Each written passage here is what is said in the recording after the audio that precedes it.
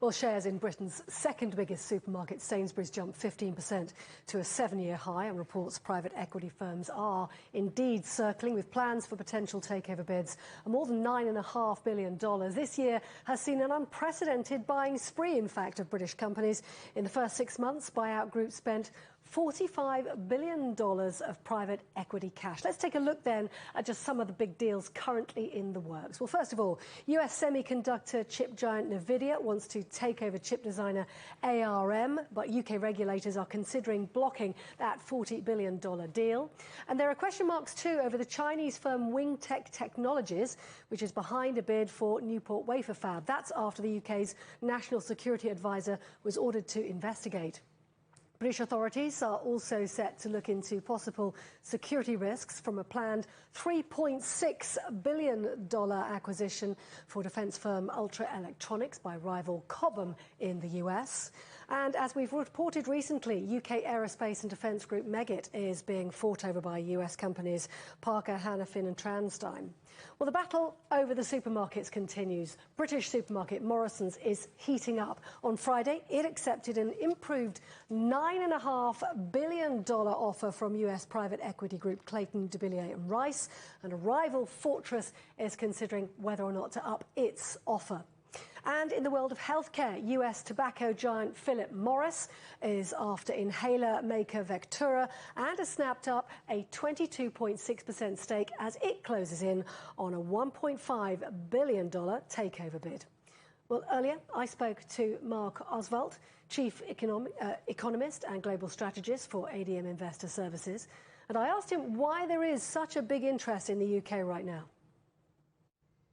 Well, I think one always has to go back to the idea that interest rates are very, very low.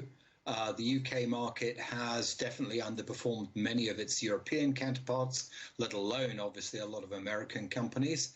And that was in part due to the Brexit process, which created a lot of uncertainty and detracted people from getting involved. Now that there is less uncertainty, and I think I stress less, not more certainty, there are obviously attractions there, particularly in a world where people are looking for companies which can generate real returns in inflation-adjusted terms. And on that basis, there are a lot of strongly cash-generative UK companies, and therefore they become fair game in that environment, particularly with people so desperate to find better returns given the alternatives elsewhere.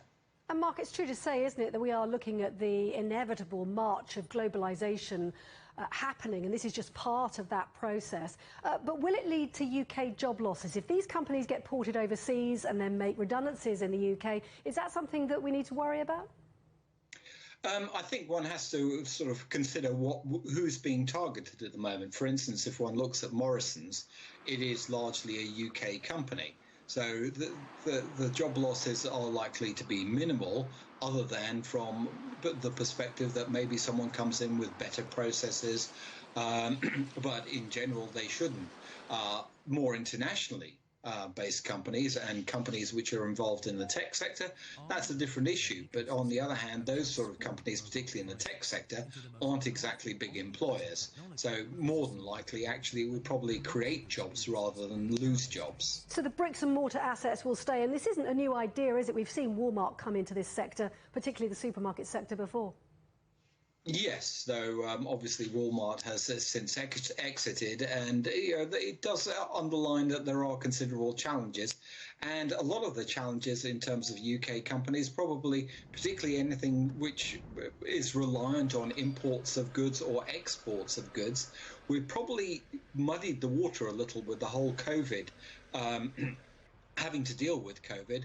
And we're probably not necessarily seeing the complete impact of the new Brexit environment in terms of global trade.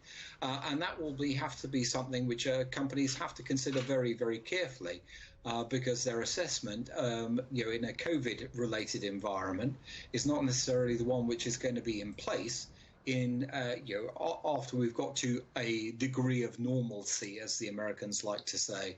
Is the UK attracting more business than it can cope with? I'm thinking about the regulatory bodies and the capacity that they have to process these applications. We've seen a couple of reversals on approvals lately.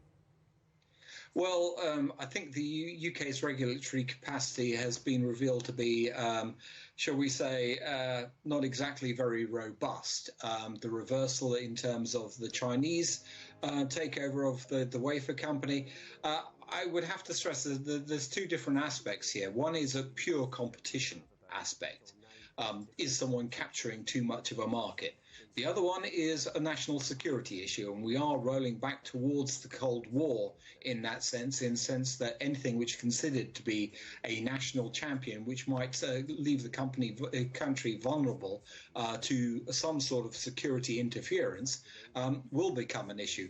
Whether the UK regulatory bodies are in the capable of dealing with it, I think is a matter of some debate, and I think it will continue to be a matter for some debate. And obviously, there is quite a lot of noise in the UK because the media in the UK are so hypercritical of anything which government does.